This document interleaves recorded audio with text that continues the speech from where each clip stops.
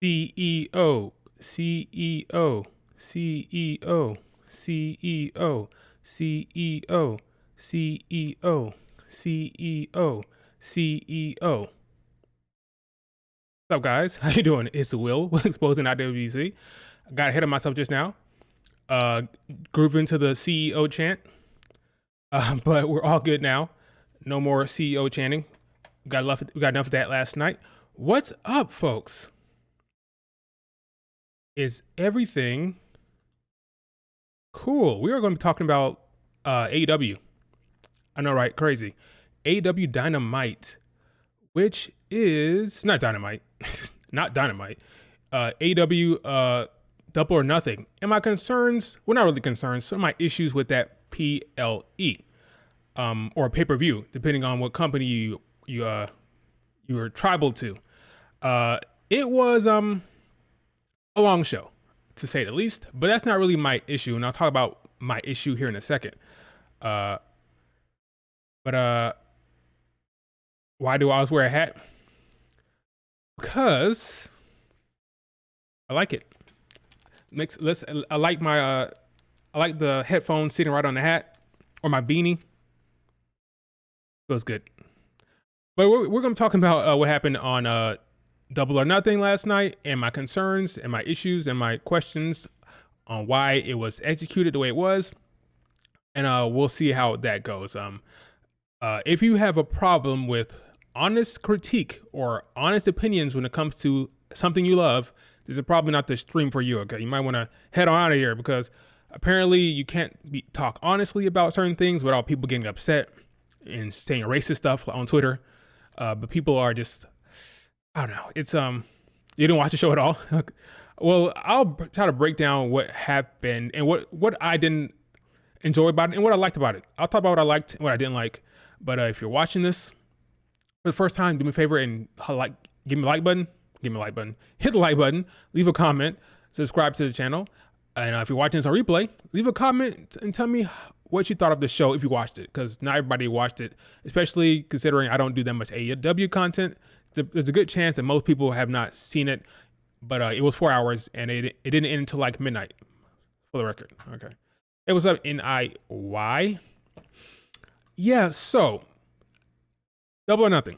It was in Nevada, close to Las Vegas, not exactly in Las Vegas, but close enough, adjacent city to Las Vegas.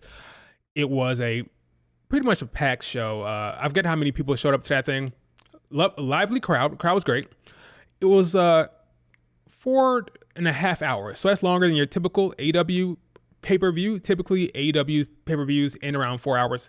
This went an hour and a half.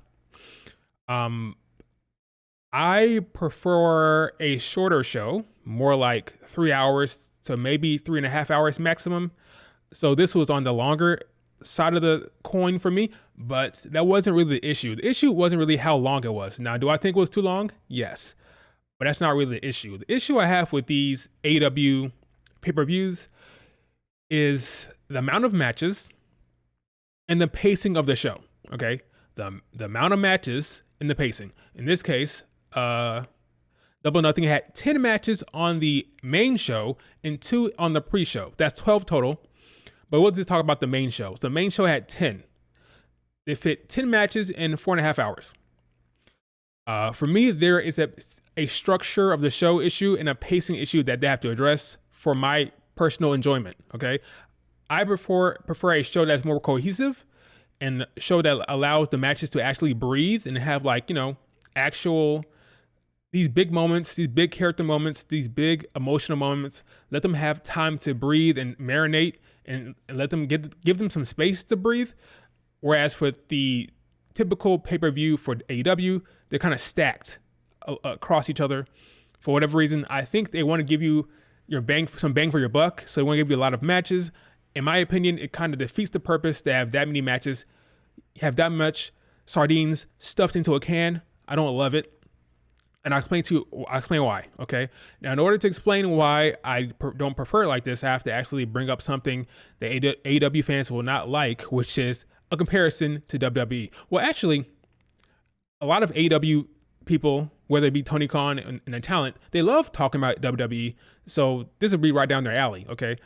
So we're going to bring up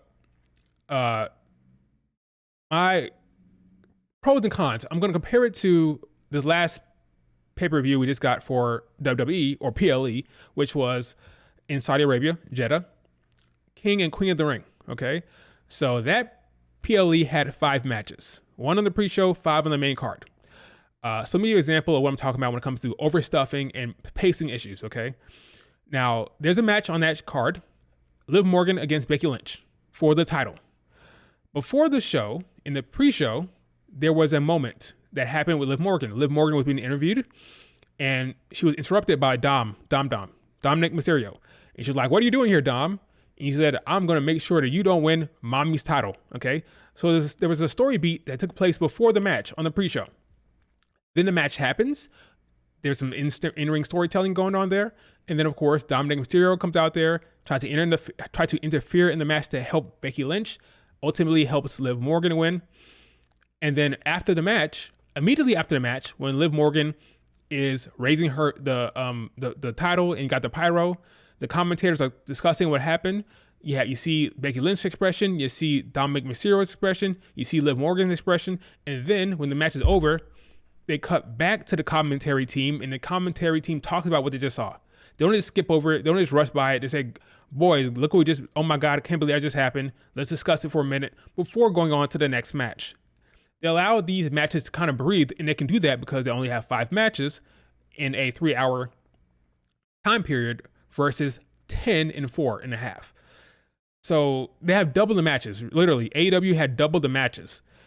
And it shows when they're not allowing these matches to breathe and let these moments actually hit with the audience. They don't just jump to the next match, okay? They let the audience sit in what just happened. Then later on, an hour later in the same show, they cut to the commentary team and they say, "Hey guys, in case you missed it, earlier today, Liv Morgan defeated Becky Lynch," and they show a replay. And then what did they do? Then it cut to backstage segment with Becky Lynch being angry with Dominic Mysterio. The story continued. So you have a story beat that happened before the match. You have the actual match. Then you had a story beat happening an hour later in the same show. You can do that because you only have 5 matches and you're telling a story throughout the entire show, and you're allowed to actually progress the narrative, do some character moments for Becky Lynch with limited matches. So you have more time to have backstage segments. The entire show feels cohesive. It feels like an actual living organism of the show. And it's not so choppy, and there's actual narrative being told throughout the entire show. So what did Becky Lynch says? She says, "Okay, Dominic screwed me. I have a rematch clause. You know what I'm gonna do? I'm gonna trigger my rematch clause in my contract, so I have a match on Raw for the title." Well, she didn't really say that, but that's kind of the implication that we may have a match with Becky and Liv on Raw, potentially. Now, what does that do? Now you're excited for Raw. You're looking forward to the next show. Oh my God, what's going to happen next? So that got you hyped for what can happen next. They told the story of the match, and it has something before the damn match, okay? You can do that because you only have 5 matches, and you can tell stories beyond the match with the time you have, because you don't have to worry about 20 other damn matches, okay? You keep it small amount of matches. You can let the matches breathe. You have backstage segments. You can tell the story of the match beyond the match. That's what I like to see. It makes for a more cohesive experience for the viewer, in my opinion, okay? Now that hopefully that makes sense. Now let's compare and contrast that to AEW. What happened last night? So one of the matches that I'm invested in was the title match between Willow Nightingale and Mercedes Moné. After the match, everybody knew that Chris Statlander was going to turn. We all knew it was going to happen. And sure enough, it did. It happened after the match, was kind of interesting, but nonetheless, it happened. She goes with Willow Nightingale to the ramp. She slams her to the ramp. She hits the discus clothesline, whatever you want to call it, lariat. She hits Willow again, and they zoom in on Chris Statlander. They zoom in on Stokely, and then they cut. Then it's a cut. They cut and show the match card. Our next match is like, wait a minute, what? Our next match, something important just happened. That was a big character moment, a big development in the storyline for Willow and Chris Statlander. That's important. Let it simmer, let it sit, let it breathe. They just cut. They put up a match card. The next match, which what was the next match, by the way? The title match between the Swerve match against Christian. Just cut to it. Our next match is like, it was just abrupt, and by the time when they come back, they're all gone. They disappeared. The show does not feel cohesive. It's choppy.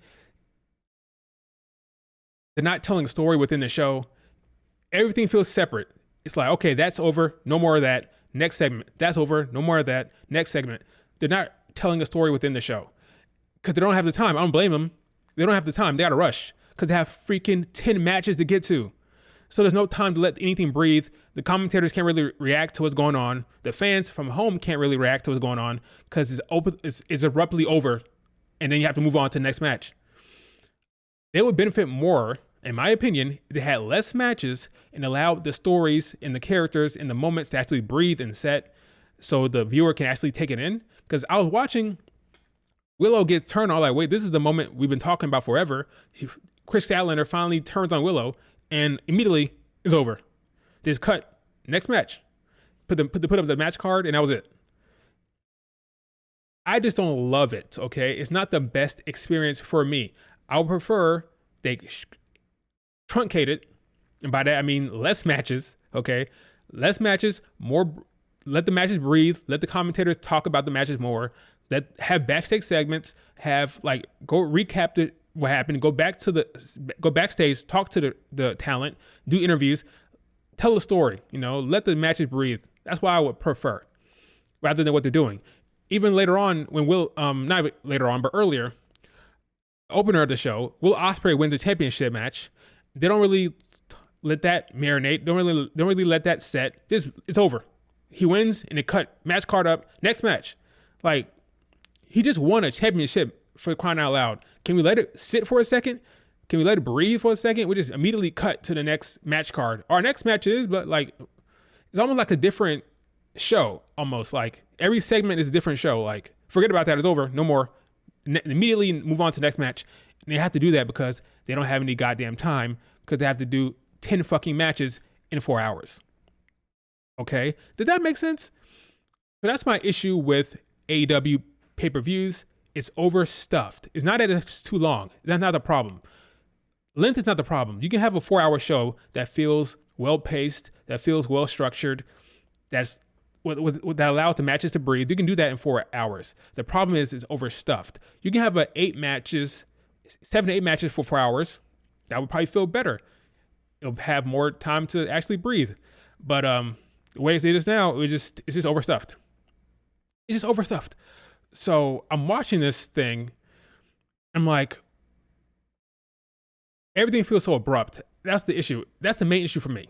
It was too long, yes, but it wouldn't have felt that way had there been a shorter amount of matches. Had there been 7 to 8 in 4 hours, it would have felt better to me. They even did like the whole thing I'm talking about with the whole segment thing. They had MJF come out there. MJF returned. That wasn't on the match card, right? They took time to have that happen. So they actually know that you can have segments and have like story beats within the show that's not really match related. So why not just have lesser matches, have more moments like the MJF promo that people enjoyed, have more story stuff happening rather than stuffing it with matches. I just think it's the wrong approach for me, but I guess some people just love the in-ring so much. Like, all right, I'll take as much matches as I can get. Doesn't matter how it's presented. Doesn't matter how, doesn't matter if it's cohesive. Doesn't matter how it comes off. Just give me all the matches I can get. And just hurry it up.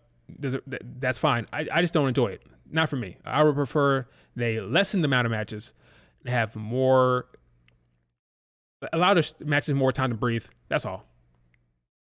More space to operate and have more backstage segments. Make the show feel like a cohesive unit that is well thought out and well paced rather than just jamming a bunch of matches into one show. That's just me. But yeah, it was interesting watching that entire thing. I actually fell asleep at one point. I woke up luckily, but I did fall asleep. I'll tell you what match I fell asleep during that time. So if I'm talking about taking out matches, right? What matches are we going to take out, right? Look at this card. In fact, I'll show you this damn card myself. I'll tell you what matches they can get rid of right now. Because Tony Khan feels like he has to overstuff these pay-per-views to give people like their bang for their buck, I guess, he is putting everything on the card, which is not needed. Like, some of these matches are not pay-per-view worthy. Let me just look at this thing. Oh. Nothing. All right, let's look at this thing. You got 10 freaking matches. All right, let me tell you what you can get rid of right now. You get rid of Bang Bang Gang. Sorry, Trios match right here. Goodbye. Not needed. That's 12 minutes you don't need. That can be a freaking Dynamite main event or Collision main event. Get rid of it. Orton Cassidy, Trent Beretta. Sorry. Goodbye. That can go. There's no stakes in that match. That's just a grudge match. There's no title on the line. What are we doing here? For the love of God, put that on Dynamite. Put it on Collision. Make Dynamite and Collision better shows. Reward your audience who watches your programming. Don't put that on this card. It's not needed. All right? Get rid of that one. Fucking Chris Jericho. I'm sorry. Hook Chris Jericho. I'm sorry. FTW. Get that out of here. Not needed.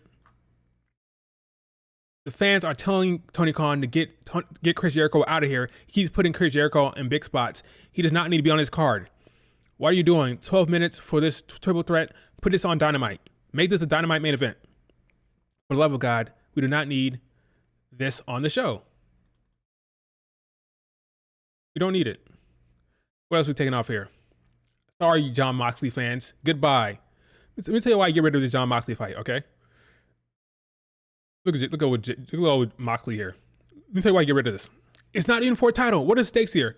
The stakes are you receive, let me see this. Takeshita would receive a future IWGP World Heavyweight Championship belt. I'm sorry, guys, okay? I'm sorry, New Japan, but this is not, no, I'm sorry, okay? This is not even for the title. It's for an opportunity for the title. This can be a Dynamite match. Put it on Dynamite. What are we doing here? Like, what are we doing here? Like, it's overstuffing for the sake of overstuffing. Get Moxley out of here. Get Chris Jericho out of here. Get Orange Cassidy out of here. And get the Bang Bang Gang out of here. That's 4 matches that are gone. Hell, I fell asleep during the Jon Moxley match. It wasn't even as bad. It wasn't bad. I just fell asleep because it was a long show. It was overstuffed. I wasn't investing in anything. And ultimately, I got tired. I woke back up right when it ended. But I dozed off a little bit for the Jon Moxley fight. It is unnecessary. Get these non-title, no-stakes matches out of here. Hell, if you want to keep the Moxley fight on there, sorry, Adam Copeland, Malachi Black. I know you had a cage match. I know you had Gangrel come out of the damn ground. I'm sorry. You can have that be a Dynamite main event. Like, I can understand leaving this on. Leave it on. But give me the other 4 off. You don't need to have 4 of the 5 need to go. This show should have been Will Ospreay, Roderick Strong, Thomas Tony against Serena Deeb. Then you do fine, keep Adam Copeland on there. Keep it on there, fine. Then you have Mercedes Moné, Strickland, Elite. 6 matches right there. Let the matches breathe. Have segments. Have your MJF promo. Have other segments on the show. Tell a story within the show. Do that. That's intriguing. That's interesting. Don't give me these unnecessary matches. 10. It should have been 6. 6. Instead, we got 10. 10 on the show. And it's just absurd. Like, I don't understand the logic here beyond we're going to give these people a lot of content because they're paying for it. But it would be a better experience. I mean, it's Sunday. People got to go to work the next day. The show started, 8? Ended around midnight or beyond midnight? It's ridiculous.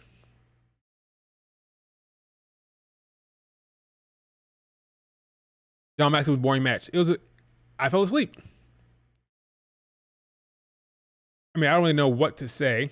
The opening and the last 4 matches were the ones that, yeah, correct. Agreed. That's what should have been on the show. The Elite angle, that's your top storyline with freaking Jack Perry and the crew, fine. Okay, Swerve, great. Mercedes, cool. Adam, fine. Then you have Tony Storm. Cause I don't want to have just one women's match on that card. You put Tony on there, and then that's pretty much it. You want to throw on Moxley, fine. But 6 is what needs to be happen. It's just 6. You don't need all this other shit. Sorry, Bang Gang. I'm sorry. I don't care. That's the Dynamite match. It's a Dynamite match. So that's my issue, really, with these shows. It's overbooked in terms of too many matches. It's not spaced properly. The pacing's off. It leads to moments not really hitting, moments not connecting, segments not really being invested in properly from an emotional standpoint. You're rushing to the next thing immediately. It's very jagged. It's not interconnected. It doesn't feel interconnected at all. Everything feels kind of by itself and separate. It doesn't feel like a one organism. That's the problem for these shows for me.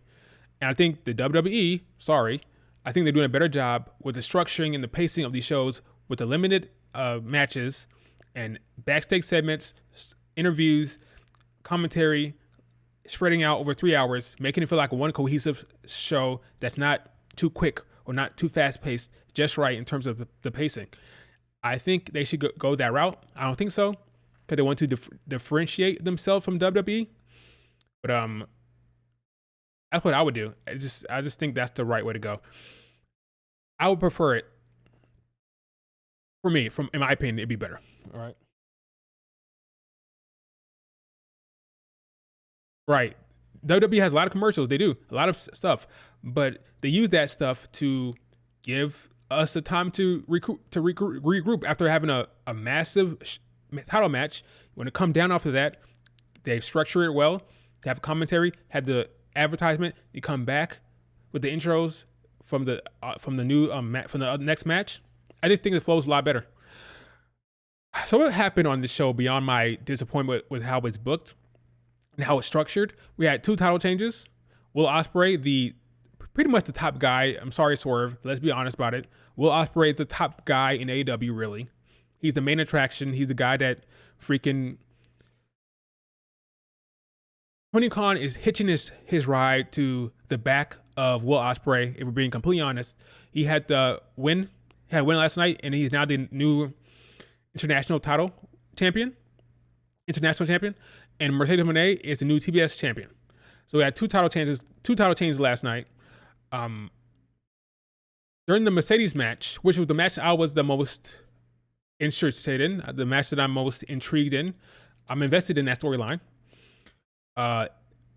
We all knew that Mercedes was going to win. At least I knew it, because she is the big star. She's the big money star. They were not going to have her lose her first match. So, of course, she beats Willow Nightingale. Rather not clean, because technically Willow pinned Mercedes Moné. She got the visual pin, but the ref was distracted. But ultimately, Willow had a chance to win it, and she still lost. So it was not clean, but it was pretty. It's as clean as you can get without it being actually clean, but it was pretty clean. She beats Willow. She's a new champion. We knew that was going to happen. And then at the end of the match, like I talked about before, Chris Statlander turns on her. My question is for Willow. She had a 35-day reign and is over. Where's the justice for Willow tweets? Where's the justice for Willow movement? You know, she had 35-day reign and then it was over. Everybody's accepted. Bayley, every time she's not on the damn freaking poster, we get a freaking, it's a travesty. It's a damn pitchforks are drawn up. They got the the cops, and they come out to address the issue, right? When it's Bayley not on the poster with Willow, she loses 35 days and it's all cool online, right? It's fine. It's interesting how that works, you know. I get it. I don't blame him for doing this. She is your big money star. You're paying her a lot of money. She's not going to lose her first title match, right? Now, you could have worked it out differently, so she's not necessarily fighting Willow for her first match, but that's what you decided to do, so she has to win.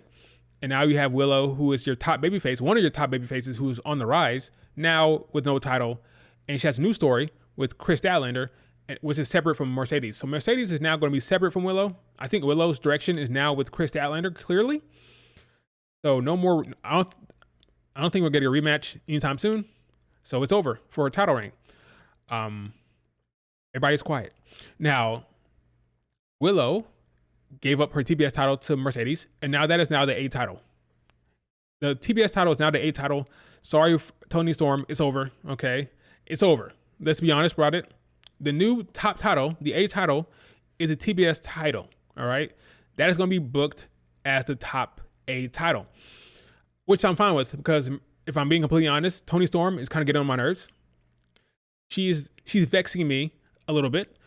Now, she was good this match. Her match with Serena Deeb was very good. Both of these matches were good. They gave them time. 15 minutes for Toni Storm, 18 minutes for Mercedes Moné. Good matches. She worked well. This is probably her best title defense in terms of in-ring. I love what she did. I felt for Serena Deeb because she's the babyface in this, and the crowd was booing the hell out of her. They were cheering for Toni Storm and booing Serena. Toni Storm is she's beloved. They love her, but she's a heel. At some point, the con man needs to make a decision. It's clear as day to me that Toni Storm should be babyface at this point. She's too beloved. And Serena Deeb, unfortunately, she's not the babyface type. She can't be a babyface, especially not against Toni Storm. So you might well just turn her heel. I don't know why they did what they did. It was kind of sad to see this match take place where Serena Deeb is supposed to be getting a babyface reaction. She's cheering to the crowd, come on, come on. And they're giving her no energy. They're all about, let's go, Toni, let's go, Toni. And that's because of bad booking. It should never have happened to begin with. It should have been all Serena as a heel the entire time.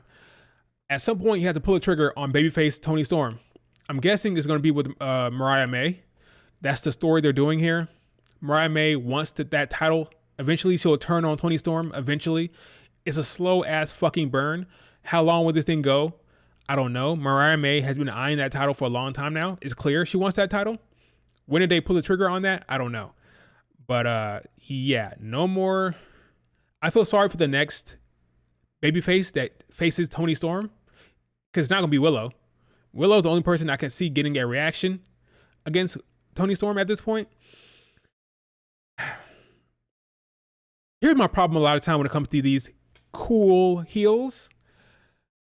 It's tough for a babyface to get over sometimes when you have a heel that's so cool and they're not actively being a heel. Okay, so for example, Gunther, another WWE reference, right? Gunther is beloved by the fans. The fans love him. They respect his in-ring work. They respect him as a superstar. They respect him as a wrestler. And they want to give him praise a lot. Even in Saudi Arabia, when he beat Randy Orton, what did the crowd do? You deserve it, you deserve it, you deserve it, right? And what did Gunther do? What did he do? Gunther, he could have leaned into it. He could have embraced the praise. What did he say? I don't need your praise. What did he say exactly? Your praise means nothing to me. I don't need your support to your praise. I do it for myself. And they started booing, right? He never lets the crowd praise him without him going back at them. Like, no, I'm a heel. I'm actively being a heel. I am the heel here. I'm going to make sure that you know that. I'm not going to let you guys praise me or say you deserve it. I don't need your support. I do it for me. And I respect that. He wants to be the heel. And it's easier for a babyface to operate against that, right? Versus the cool heel like a Rhea Ripley or a Toni Storm, who kind of embraces the cheers, they embraces the applause, and then they wonder why the babyface is struggling, you know? Not everybody's a Bianca Belair, okay? Not everybody can have I don't know if you guys remember this, but Tiffany Stratton is a very popular heel. Popular as hell, right? Every time she goes up against a babyface, like Michin, or even Naomi, or let's see, who else she faced? Zelina Vega, maybe? Some other babyface. She was getting a lot of the praise, a lot of the support from the crowd. She was getting the babyface reaction. And it's tough sometimes for the babyface. Not everybody's Bianca Belair. When Bianca Belair went up against Tiffany Stratton, what happened? Bianca Belair got the babyface reaction. She got the babyface applause, the babyface energy from the crowd. She was very much the babyface in that match, but it doesn't always happen that way. Sometimes you need the babyface to sometimes you need the heel to actively be the heel and support the babyface sometimes, okay? And we don't get that a lot of times. So Serena Deeb, in her case, it was never going to happen for her because not only is she not a babyface, really, she doesn't give off that energy. Toni Storm is beloved, and unless Toni Storm really leans into it, which it probably wouldn't help that much, it was always going to be very hard for Serena Deeb to get a reaction. So I felt for her the entire time this match was happening. But now it's over. Hopefully it's over. No more of this. This was a terrible feud to begin with. The fans don't buy her as a heel at this point. The fans don't buy Serena Deeb as a babyface. It was just a bad match altogether. It needed to end, okay? Going forward, though, for Toni Storm, she is going to be... They should probably turn her babyface. Like, definitely they should. But ultimately, that title is now the B title now. Mercedes Moné is the top queen now. She's the top of the mountain. Her title is supposed to be the mid-card title, but it's not going to be presented that way. It won't be. Considering what we just saw on this last PLE, or I keep saying PLE. I can't not say PLE at this point. Considering what happened in the last pay-per-view, which happened yesterday, her booking, Mercedes Moné's booking, is going to be over Toni Storm at this point. Every time, her match is going to be higher on the card. I don't hate that. I don't hate it. Sorry, Toni Storm fans, but that's just going to be the case. She's now the A champion with the TBS belt. It is what it is. So that happened. Toni Storm was demoted last night, basically. She was demoted. That's what happened. It's sorry that Toni waited till Mercedes Moné got there to get a belt. Oh, Toni, yeah, on Willow, yeah. Because she had to get it back to Willow. She had to get back to Toni, to Mercedes Moné, basically. It was always going to happen that way. Once you put the belt on Willow, it was over. Because Mercedes Moné has to have some type of championship. So it's only a matter of time. I would have preferred to have Mercedes Moné go after Toni Storm. Toni Storm is the baby face. Like, she's beloved by the fans. Mercedes Moné, have her be the heel. That's a perfect story right there. Have Mercedes Moné go after Toni Storm. Have Mariah May turn on Toni Storm. Then you get Mercedes as the champion and Mariah May and Toni Storm in a freaking feud. But I believe Tony Khan has it in his mind that Mariah May needs to take the belt off of Toni Storm. So whenever they pull the trigger on that, whenever Toni Storm drops the belt, it will be to Mariah May. That's it. There's no other storyline that's going to happen there. That's his decision. He's sticking to it. Mariah May will dethrone Toni Storm. Is that the right way to go? I don't know. You tell me. I don't know. Did you hear that Mercedes Moné versus Willow was the longest women's match in AEW history? Yeah, that's crazy when I heard that. I don't believe that. What? Well, not that I don't believe it, but it is 18 minutes for sure. It says 18, but that's really the longest match? 18 minutes is the longest match there's ever been? That's crazy. 18 minutes.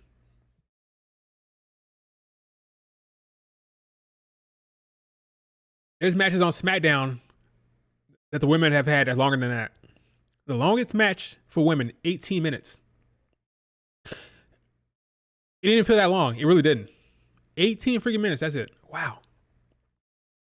That's crazy. If it's true, that's crazy. I did hear that. I can't believe that. I had to double check that. I had to confirm that myself. That's crazy. 18 minutes.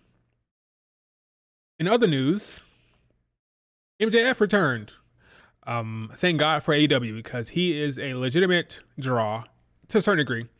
He's the best thing they have going by far. He's the best act they have. They completely ended the Adam Cole story like that. Like, okay, no more Adam Cole, MJF shit. It's over. Move on. They ended it really quickly. After the Will Ospreay win, that's one of the things I criticized, how abrupt the Will Ospreay won and it was over. They went right to Adam Cole. Literally, they cut to Adam Cole coming out. It was really quick, really abrupt. Adam Cole comes out there, cuts a promo. MJF comes out there, kicks him in the balls, and it was okay, I guess that's it. The Adam Cole MJF story is over. Probably the best to just move on from it because we're kind of far removed. Both of them have been injured, and it's been so long since they've been talking about that storyline. So the Marvel just end it and move on from it, which is what they did. MJF comes out there with a Triple H style getup, almost like a jean jacket looking thing. Because a good promo, a good vintage MJF promo, like he's so good at that, easy for him. He can do that in his sleep. And then he showcases this cringe, very bad looking tattoo. I hope that tattoo is fake. I hope it's fake. I don't know if I can pull this up. Let me see. He has a tattoo on the back of his foot, not his foot, but his back of his leg, and it's a AEW like double or nothing. I don't know, bet on yourself tattoo is not the best. MJF tattoo. Yeah, I can find this. Here it is. Yeah, not the best. I'm like, what is? I hope that's fake. Not only is that cringe, never put an employer's tattoo on your skin. Never do that. You never know what's going to happen. Unless he's good with that, like just to say, hey, AW meant a lot to me. Started my career. I wouldn't be where I am without AW. If that's what that is, fine. But if this is just a hey, I'm sticking with AW. I'm an AW guy through and through. That's a mistake. Not only is it ugly, but you never know what's going to happen later on. I'm hoping that it's fake. Maybe it's fake. I don't know.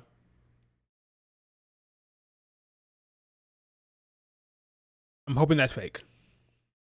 But yeah, we don't know. So he showcases this tattoo. So he's very much Maxwell Jacob Friedman, the company man. The company man, Maxwell Jacob Friedman. He brings up Vince McMahon for some reason, and the crowd says, "Ooh, Vince McMahon." That joke holds no weight because Vince McMahon is gone now. So it's an easy thing to do, right? He knows he's smart. MJF is smart, so smart. He's not going to say Triple H's name because he wants to work with Triple H down the line potentially. So he brings up Vince McMahon, who's already gone. He gets a big pop from the crowd because they're losers. And it works well because he doesn't offend anybody because Vince McMahon is gone from the company. So it's smart. He's not going to say Triple H's name. That'd be silly. He's not going to say Nick Khan's name. He wants to work with them down the line. So he takes a shot at Vince McMahon. Very smart. Pop the crowd. So he's back. Hopefully they get a ratings bump. We'll see how much of it a bump they'll get. But he definitely needed. He's their best act. And now poor Swerve. He has to deal with MJF and Will Ospreay now, who are bigger acts than him, who Tony Khan loves more than him. We'll see what happens with freaking Swerve because I think Swerve might be cooked. He might be cooked, guys. He's a champion now, but Will Ospreay is now a champion. He's a champion now, and because Will Ospreay is champion, they're going to present Will and Swerve. I guarantee you, they're going to present them two as equals almost. Even though Swerve had the AEW championship, even though Ospreay had the international championship, because they're both highly regarded, because they're both top guys and protected, those titles are going to have the same weight. Those titles are going to have the same type of weight. And I would not be surprised if going forward, Will Ospreay is presented higher on the card than even Swerve. What happened last night? He was the opener. Will Ospreay opened up the show. And where was Swerve? Second to last. He wasn't even the main event. He was second to last. I guarantee you, going forward, Will Ospreay will be presented higher on the card than Swerve. I would not be surprised if Will Ospreay beats Swerve and becomes two belt Will. Will not be surprised one bit. It is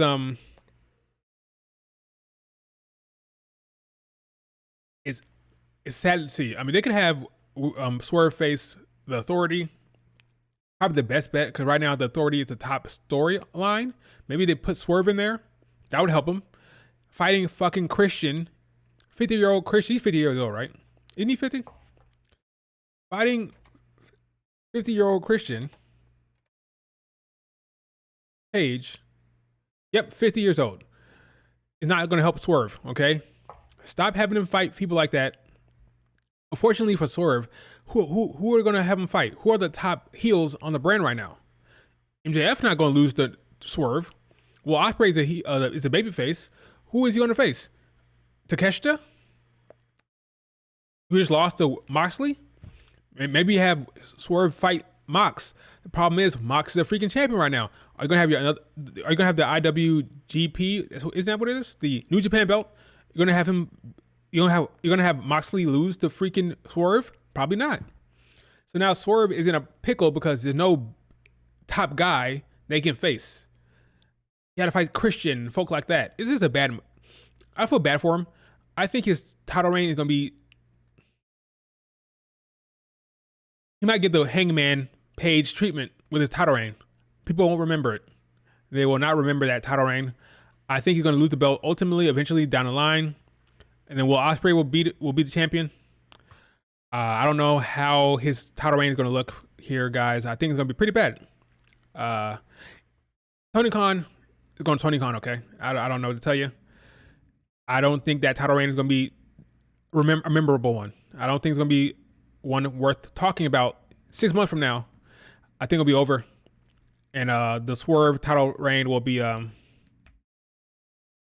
one to forget. Unfortunately, I hope I'm wrong, but I think the international championship and the AEW championship are going to be equal in terms of presentation going forward, because Will Ospreay is such a star, and yeah, Swerve is not Will Ospreay, so it's going to be unfortunate for him. But yeah. There's also a moment during the Edge match with Malachi where Gangrel returned and came out of the ground. That's kind of goofy. It's fine. I don't hate it, but it was kind of like it was okay. I'm not really the biggest Edge fan at this point. His match with freaking Finn Balor at Mania not too long ago was not great. That's the match where Finn got split in his head. His head got split up. He had to get like stitches. Like 14 stitches in his head. That match wasn't the best. This match against Malachi Black was okay. Kind of slow, but it was fine. Gangrel comes out of the ground. Whatever. It's goofy, silly stuff. That's fine. But I'm not really enjoying Adam Copeland at all. His promos are not the best. His match work right now is just eh. It is what it is. He's an older guy again. Was he 52? Any 52? I don't know how Adam Copeland is. Adam Copeland 50. Christian 50, Adam is 50. The old guys in the main event spot all day, every day in AEW. The match was great. When Edge winning wasn't. Okay, what the hitting? Okay. It was fine. It was fine. I mean, was it kind of slow in there a little bit? Yeah, but it's fine. I'm just not the biggest Edge fan right now. I'm sorry, Adam Copeland fan right now. All he does is win no matter what. Yeah. He wins a lot, doesn't he? Yeah, I don't know what to tell you about Edge. So that was my double or nothing conversation when it comes to AEW. Overall, too long. 4 matches you could have cut. Cut 4 matches easily. What else? Title changes were cool. I get it. Ospreay champion. Mercedes Moné is now champion. But overall, please cut down on these matches. It's not going to happen. It's going to be the same amount of matches over and over again. 10 to 12. It's a tough watch. It's just a tough watch for me. Nothing to do about it. I think the WWE model has kind of spoiled me now, because you get 5 to 6 matches in a well-paced show versus 10 matches, double the matches. Yeah, it's a rough one. So now, since we're on the topic of AEW, let's talk about what's happening with his women's division. I tweeted not too long ago that I think. So this tweet I sent out not too long ago, I think yesterday was. Yeah, I sent this out yesterday, talking about how he's hoarding talent. So let me bring it up here. Here it is. Here's the tweet. Go Twitter split. Here it goes. What did I say? I said, attention all talented female wrestlers. This is an important announcement. Don't sign with the AEW. The con man is signing talent with no creative plan or direction. He's hoarding talent to keep them away from the competition. Look at what he's doing with the Megan Bain and Camille. The man doesn't care. Now, if you're signing for money, I get it, right, and I respect it. Make that money, but the man doesn't care. Basically, what I said. Tony Khan is a bitch. So here's my issue. Tony Khan is signing talent with no direction or storylines that he has prepared already. He has no direction for these women. He's signing them because they're the top free agents, and he feels like he has to win the day by signing these contracts with these women, but he's not putting them on the screen. Megan Bayne, who I like a lot, ridiculously talented wrestler, 25, young, very good. She's been signed for God knows how long. She's been signed for like a year, no plans.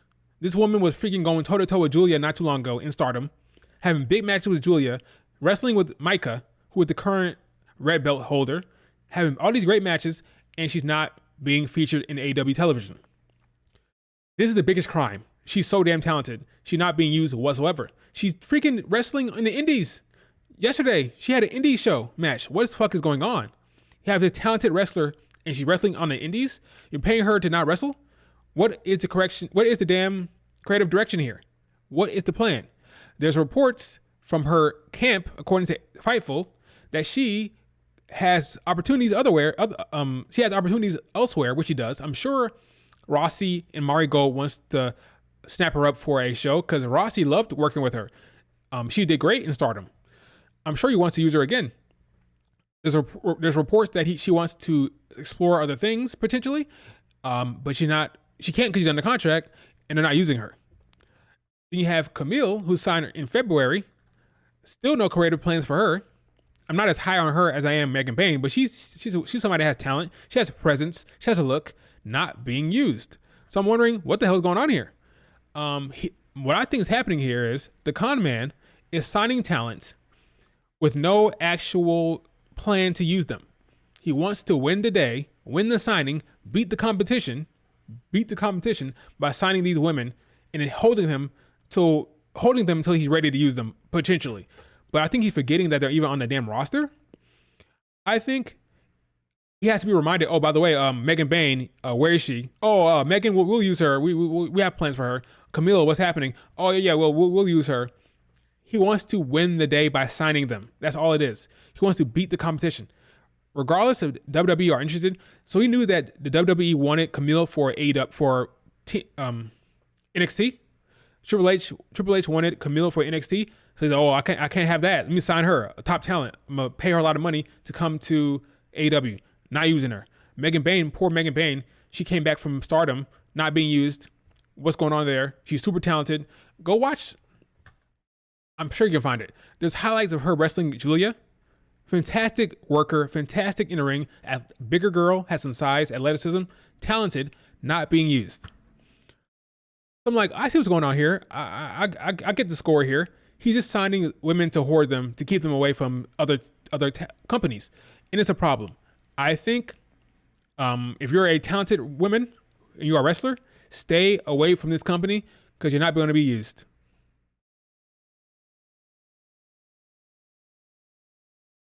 What's the pay gap? I believe they wanted Camille for NXT, which is the right call. I don't think you sign Camille and put her straight to the main roster. I've seen her wrestle. Maddie Ronkowski, aka Ren Sinclair. When I watched Camille and Ren Sinclair wrestle each other, my takeaway was that Ren Sinclair, aka Maddie Ronkowski, was better fit for NXT than Camille was. I actually thought Camille would be better off going to a TNA.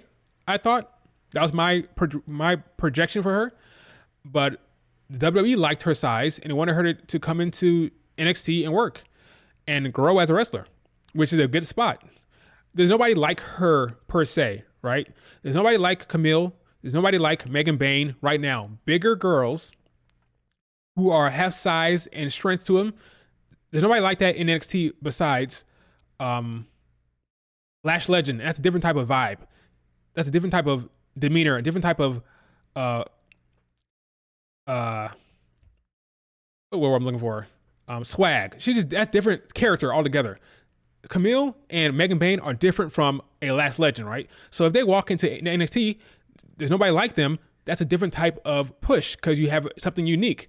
Bigger girls who have size, who are intimidating. You come in, they have an immediate push, I think. Camille, and especially Megan Bayne, in NXT, they will have a push because they're different. They have a different size, a different build, a different presence about them. They would have benefited from an NXT run, but they're not going to be paid as much. I think it's what, $250? $250. My bad. $250,000 for is like the contract, $250,000. I think I could be wrong about that. If he's offering millions and millions of dollars, and he's all right, you come here, we'll give you millions of dollars a year, and you can do whatever you want. You can act, you can take other opportunities. They're going to go with that. They're going to go with that. But now you have to wait and see if you're going to get on TV. You're being paid, but is it fulfilling? Are you enjoying your wrestling? Because you're not. Freaking Megan Bayne is on the indies. I'm like, what? You're paying her to do nothing. They're paying her to not wrestle in WWE, basically what's happening.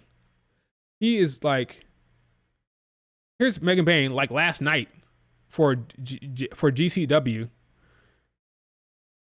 It was like last night. She looks like a star. She has aura. She's a talent. Look at her. Look at this woman. He's not using her. What is going on? I just don't get it. This woman was killing it in freaking Stardom. Now she's not being used. I just don't understand. She's taking indie shows. She's wrestling dudes on the indies. I'm like, what is the plan here, Tony? What's the plan here? I don't get it.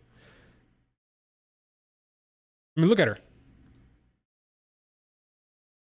Easy strength, athletic, talented, not being used, folks. I don't understand what's going on. I'm like, okay, I see what's going on here. Stay away, women. Stay away.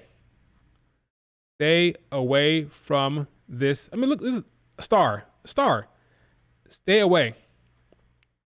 That's what I say.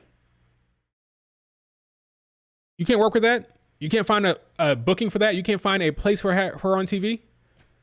I don't get it. I don't understand. So that's my message to the women out there. If you're talented, stay away from the con man because he doesn't know what to do with you.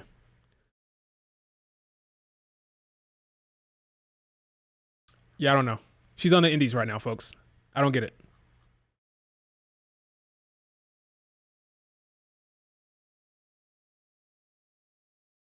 Where was that? Yeah, she's on the indies. I don't know what's going on here.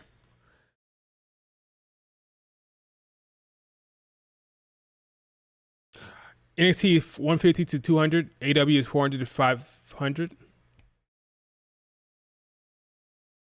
If you're not being built to face Tony or Mercedes, you know, yeah, basically. If you're not in a major storyline or like the title program, you're kind of just maybe they'll send you to the paywall, which is the Athena's world, which is where is it? Ring of Honor, which is the paywall. Maybe that's where they'll send her. I don't know.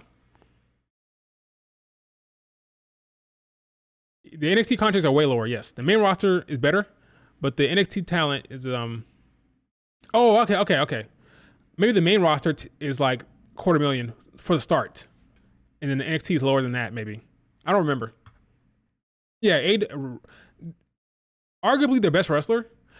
Now that Mercedes Moné is there, you can argue it's different now, but arguably at the time, their best wrestler is Athena. She's the best in the ring they have, in my opinion. She's on the Ring of Honor champion behind the paywall, not on Dynamite. Your best female wrestler, in my opinion, if you put aside Mercedes, your best female wrestler is behind a paywall, not on Dynamite. Make it make sense. Why is Athena, who is great, why is she not on Dynamite? Oh, but she's a Ring of Honor champion. I don't care about that. Put that woman on Dynamite. I don't understand. I don't get it.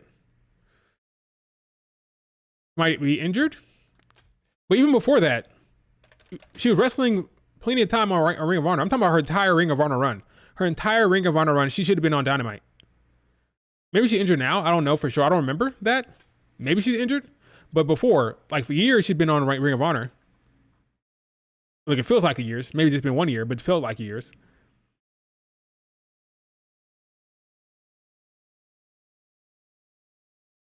Put that woman on.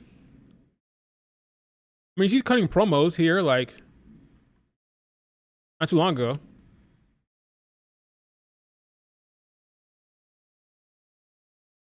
With her belt. It was like 3 days ago. Cutting a promo here.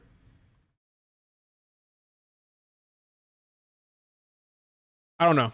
I don't know if she's injured or not. But either way, she should be on Dynamite more often. It's a mistake.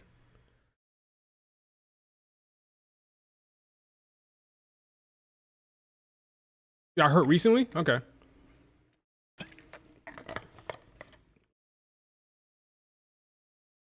So this is my message to all these talented women. Stay away. Especially the bigger girls. Because I think you have something against the bigger girls. I guess. I don't know. Stay away. Because the man's not going to use you.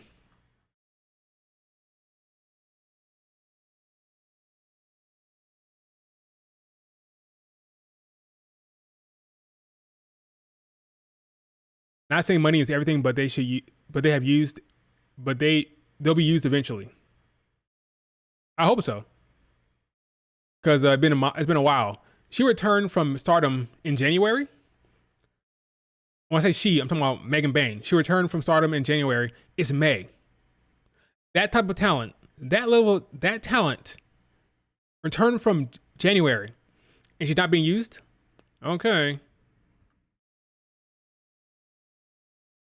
He's hoarding talent, folks. That's my story. I'm sticking to it. That's my story, and I'm sticking to it. He is hoarding talent. Keep him away from the competition. And it's a shame. Because there was a report. Let me see if I can find that Fightful report about freaking Megan Bayne. Said that she potentially wants to be somewhere else. She's not being used. Again.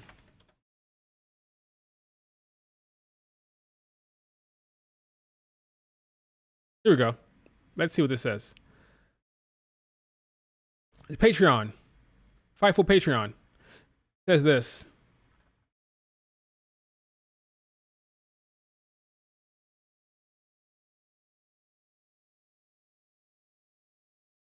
Oh, light went off. Yesterday, Fightful reported that there were creative plans for Megan Bayne in AEW. Fightful has now updated their report. So here's an update. Okay, an update. Sources close to Megan Bayne says that there has been interest elsewhere. Sources close to Megan said that. So these are her people saying this. There's been interest elsewhere. Why are you saying that? Why would sources close to the talent say that? It's because the talent is frustrated and is like, okay, I'm not being used.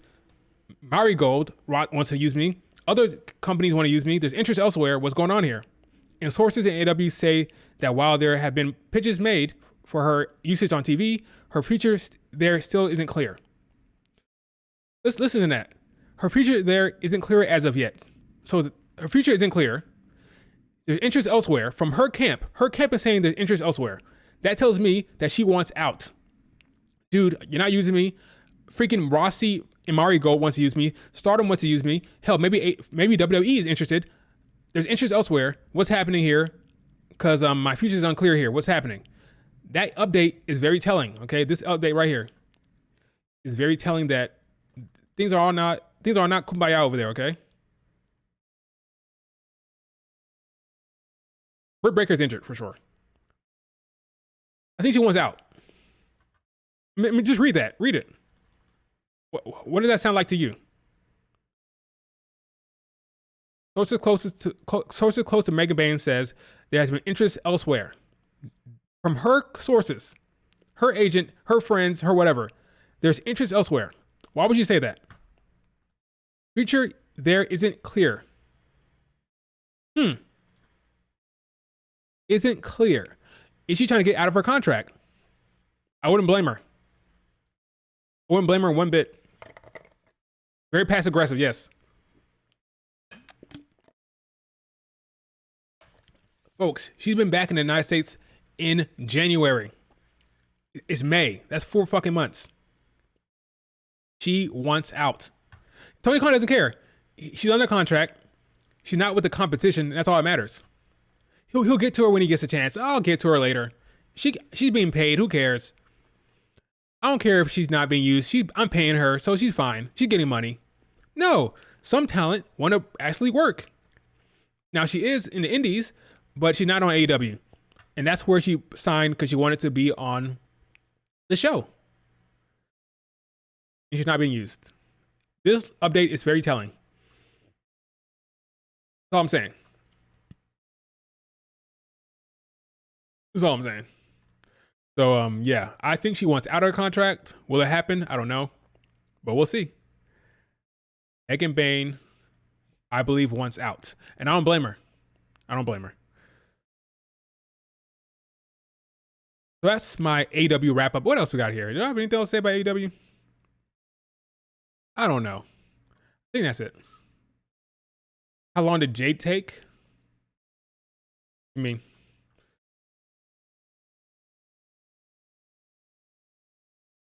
I think that's my AEW wrap up, folks. I don't think I have anything else to say. Mercedes is now the top of the women's division. Sorry, Tony Storm is over.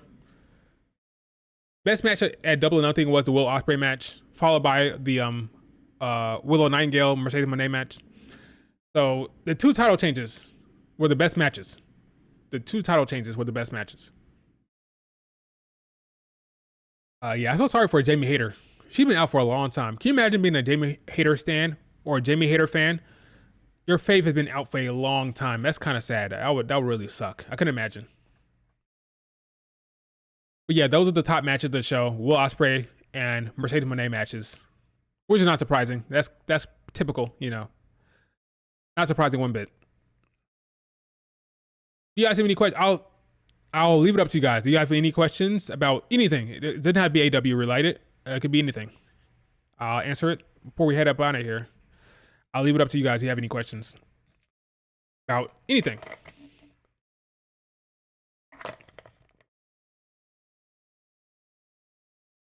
Anything is on the table. Yeah, she wants out her contract for sure. Oh yeah, excited for Raw. Raw's gonna be lit. I'm probably gonna go live tonight, probably. Maybe 30 minutes before the show and talk about Raw. We got freaking what we're looking at. Liv Morgan's first heel promo as champion. How's that gonna sound like? What the hell is happening with Becky Lynch? Is Becky Lynch going to take a break? Did she sign a contract? Is she gonna get injured? Are they gonna write her off TV? What's happening with Becky? Otis and the Alpha Academy storyline. What's happening there? Will Chad Gable finally join up with the Creed brothers? What's happening with freaking the Judgment Day? That progression. Dominic Mysterio, he has to answer for what happened. If you remember, Dominic Mysterio helped Liv Morgan accidentally, right? So what is Damian Priest going to say about that? You got what else we got? We got hopefully Bianca and Jade Cargill will be on the show because Bianca and Jade have to now transition to Raw. Like I said before, the Raw Women's Division, well, not during this stream, but before I said that in another stream, that the Raw Women's Division is cooking more so than SmackDown's. Shayna Baszler and Zoe Stark are teaming or have a conversation with Sonya Deville. So Bianca and Jade need to be on Raw more often. There's nothing for them on SmackDown because right now SmackDown is about Piper Niven and Bayley confrontation. That storyline. The tag team division is more suited for Raw now. So maybe tonight we get Bianca and Jade. What else? We got yeah, it's a lot of stuff. I think Raw will be very interesting. Cause now that the tournament is over, now what are you gonna do? Because they had stakes. The matches they had on TV had stakes. Like all these matches, I loved it. They're very popular. They were well regarded and well praised because there were stakes involved. Now with the tournament being over, how are you gonna get these matches to be interesting from a stakes standpoint? Like, what's the goal here? Are they gonna go right into Money in the Bank qualifiers? When is Money in the Bank? Money in the Bank. Like I always say, matches that have stakes are important for the show to make the show feel special. One-offs that have no storylines or just grudge matches are kind of You want to have the matches have as much stakes as possible, right? So Money in the Bank is when.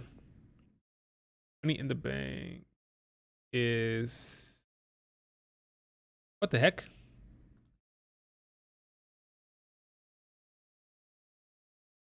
Early July? Yeah, that sounds about right. July 6th. Okay. We're late May. I'm thinking qualifiers next week, probably. Maybe you have you start the build for Money in the Bank now, and then qualifier for Money in the Bank start next week. Maybe. Because you have the 3rd, the 10th, the 14th, the 17th, the 24th, and then that next week is the Money in the Bank. Maybe not today. But probably by next week, they start getting some qualifiers for the Money in the Bank. But yeah, I think that's the new thing. We want to have after Clash, probably. I just want some stakes with these matches to make these shows more important. That's best. We saw how effective it was for the tournament.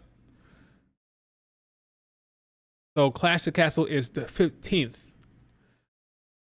Yeah, so they're probably building to Clash of the Castle. That's what this will be about. Clash of the Castle builds. So maybe Unholy Union get a run here. Assuming we've been assuming that the Unholy Union with Alba Fire and Aladon, we're assuming they're going to get a push here for that show, but we don't know for sure. So I guess the builds will be all about for Clash. We're gonna get a Drew McIntyre promo with Damian Priest probably to build towards that. So yeah, everything focused toward Clash probably. Yeah, a lot of stuff to talk about. A lot of stuff for Raw. I'm excited for it. I don't think they announced any any matches yet for Raw. I think he's got one announced for Raw. That's like the Braun Strowman match against JD McDonough, which is that's a squash. Let's be real. So tonight's kind of unpredictable. Yeah, Braun versus JD. That's the only one. So yeah, it's kind of unpredictable. I think we're gonna get some new stories being started here, especially with the most intriguing thing is Becky Lynch, right? What the hell's happening to Becky? Is she getting a rematch? Is she getting written off? What's happening there? That's the most intriguing thing. Is CM Punk gonna show up? Yeah, Gunther will be the king of the ring, so he'll get a segment there. But besides that, a lot of new stories starting, I think, now. Poor JD, yep. Liv versus Becky Lynch main events. If it's a match, then yes, it's a main event. If it's an actual match, they should. I agree. If Liv Morgan and Becky Lynch fight again tonight, Becky Lynch is getting written off. Because you can easily push that to Clash of the Castle. You could do Becky versus Liv at Clash if you wanted to. If it happens tonight, Becky Lynch, say goodbye. She's going to be going on vacation. Lyra feuding with Damage Control, agreed. Lyra versus Kyrie tonight. Is that official? I know she's going to be feuding with Damage Control for sure. And Io Sky does want her revenge. No, it's not. Okay. Oh, wait. What is it? Wait. What the? Lyra versus Kyrie Sane set to happen on Raw tonight. Well, I'll be damned. Well, is that a spoiler or did they announce that? Well, I'll be damned. Well, but starting, folks. Lyra against the Damage Control. It's the story here. People have been wanting to see Kyrie get a singles match. Well, here it is. She's going to lose. Kyrie Sane is going to lose. But it'll be a good match for her. We'll see. I'm hoping that Kyrie has a good performance. Because Kyrie's been kind of struggling lately. No offense to good old Kyrie. We love Kyrie. She's adorable. She's awesome in the ring. She's usually awesome in the ring. But lately, she's been kind of struggling. So I'm hoping this is a good match. But it should be a good match. If Kyrie brings her A game, it should be great. But this is huge for Kyrie. She will lose though, because Lyra Valkyria is being built up like a big time babyface now. She's a top babyface under Becky now. That's the structure. Becky, Lyra. When Rhea returns, it'll be Rhea, Becky, Lyra. But right now, she's the top 2 babyfaces in the Raw division. So this will be a good match. Good old Kyrie. She's on Fraud Watch. Those are strong words, my friend. Fraud Watch. Becky not going anywhere. We'll see. We'll see what happens tonight. That's all I'm going to say. We'll see. Because she wants a rematch. We'll see. I think it'll be beneficial to do Becky versus Damage Control. Like, Becky and Lyra against Damage Control. That's a story, I think. But did she sign a contract? I think she signed a contract. I really do. But does she want to go on vacation? Does she want to take a break? Because the child, her daughter, is home with Seth, right? I would assume he's home with Seth. Why would she be traveling when Seth is at home, right? Does she want to take some time to be at the home with the family? That's legitimate. She's a family woman, you know. She wants to be with her daughter a little bit. Maybe she wants to spend some time with Seth and the kid. It's possible. But Lyra is the top babyface. If Becky goes out, we see what happens. But this is a good match. I fully expect Io Sky to attack Lyra after this. Expect it. That's my prediction. After Lyra wins, Io Sky jumps in the ring, hits her with that springboard drop kick. That's my story. I'm sticking to it. It should be a good match, hopefully, because Kairi Sane has been struggling. Abs of Steel. Hopefully Bianca's on Raw tonight. Probably not, but I'm hoping. This is a rundown. No, I don't want to see it. I'm not. No, I don't want to see it. I don't want to see it. Should I see the rundown? I'm gonna ask you guys. I'm gonna ask you. Should I see the rundown? Should I see the rundown? What say you guys? How do you guys feel about the rundown? Do you guys like being spoiled? Do you like know what's gonna happen? Do you like knowing what's gonna happen? I don't know. I kind of like. I'm not gonna lie. I kind of already saw the last line. I saw the last line, so I know what the main event is. I saw the last line. I saw the last line, folks. I saw it. I saw the last line, so I know what the main event is for sure. It's been spoiled. Freaking IWC, man. It's the worst. No fact. I'm gonna take it off the screen. I'm gonna look at it. Cause I saw the last line anyway, so I'm just gonna look at it.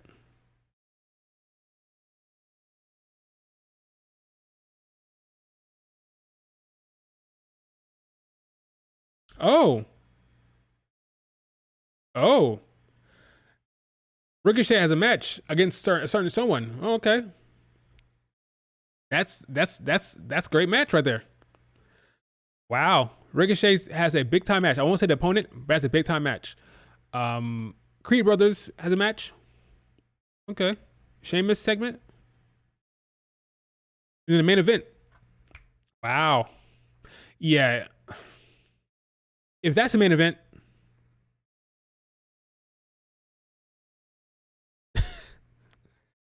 Oh my gosh. Yeah.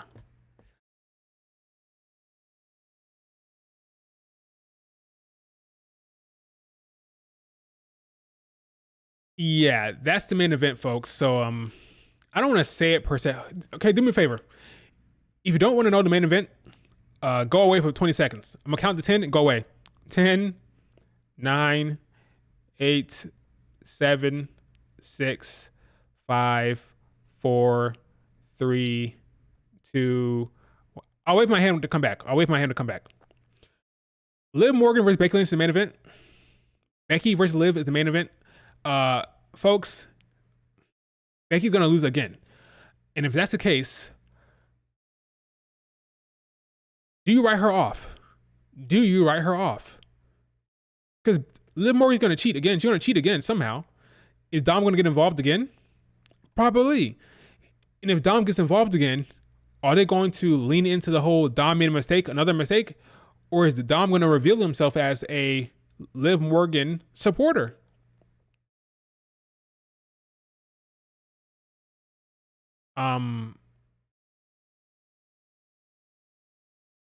Yeah, I don't know, man. It could go both ways. Becky Lynch losing 2 out of 3 days. Yeah, I don't know, man. Okay, I'm back. You can come back. It's over. It's over. No more spoilers. It's over. No more spoilers. That's crazy, man. Wow. No more spoilers. It's over. You can come back now. Yeah, I don't know what to say about that. Crazy main event. Crazy.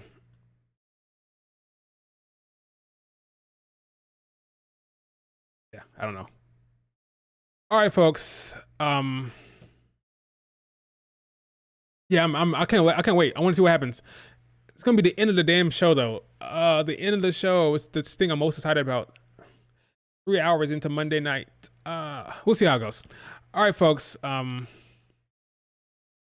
Raw will be cooked. If Becky Lynch did go, it will be cooked. All right, folks. That's it for this stream. I'll be back for Raw. I'm pretty sure I'll be back for Raw. Enjoy some time. Take some rest. Take a nap before Raw. Enjoy your break from Raw. Before Raw, take some time. Go for a walk. Take a nap. Do what you got to do. We'll be back tonight for Raw. And yeah, it should be interesting to see what happens with Becky Lynch. All right. Later, folks. Do me a favor. Like the video. Subscribe to the channel. And yeah, I'll see you guys later.